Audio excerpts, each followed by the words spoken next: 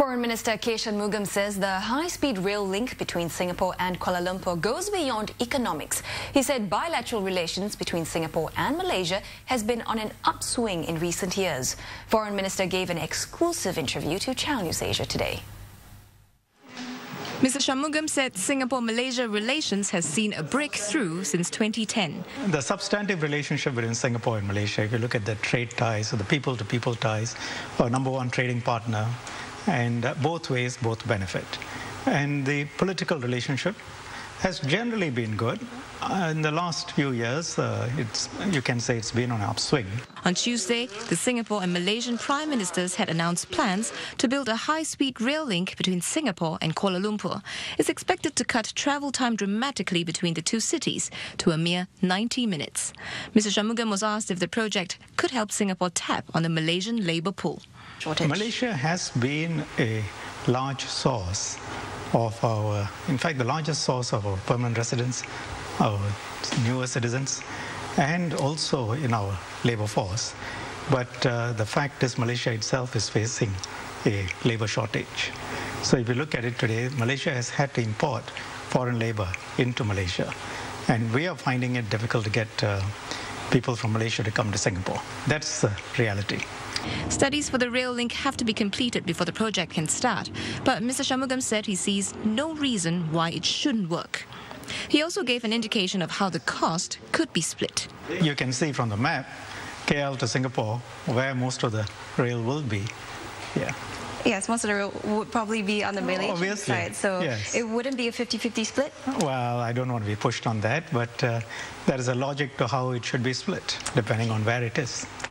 As for the total cost and the location of the Singapore stop in the rail link, Mr. Shanmugam said it's too early to tell. Meanwhile, industry experts in Malaysia are already counting on the multiplier effects from the proposed high-speed rail link between Kuala Lumpur and Singapore, even before its targeted completion in 2020. There is no official word on how much the project will cost, but initial industry estimates put the construction and land cost at about $8 billion. Now, with those figures in mind, the proposed high-speed rail link between KL and Singapore has sparked excitement among some sectors. Among the biggest gainers are likely to be property and construction companies. Experts are predicting increased demand for property in the Klang Valley, the southern state of Johor, and possible stops along the route. We're seeing it now, and that'll continue to increase in the medium and long term. A lot of Singaporeans buying property in Malaysia, particularly in the key areas such as Iskandar, Johor, Klang Valley. Other positive effects include increased tourist arrivals and investment from neighbouring Singapore. Driven by space and manpower constraints, Singapore companies may move their operations to Malaysia as industry clusters emerge. Singapore, too, analysts say, will benefit from a rise in talent pool as more Malaysian professionals may opt to work in the island republic when travel time is reduced to just 90 minutes. Now, this, analysts say, will help narrow the income gap between the two countries in the long run. You must remember, when Singapore competes for our talent, our local companies would also have to raise, the incomes of the people to retain the talent. So automatically, the incomes of the people here would rise.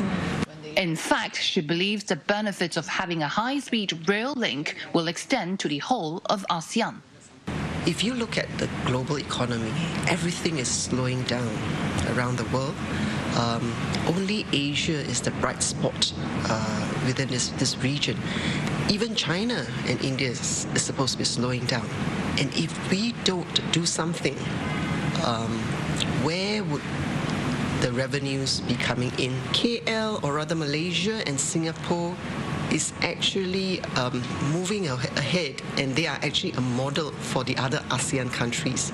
Linking these two cities will actually improve us on the global map, and it's the right thing to do.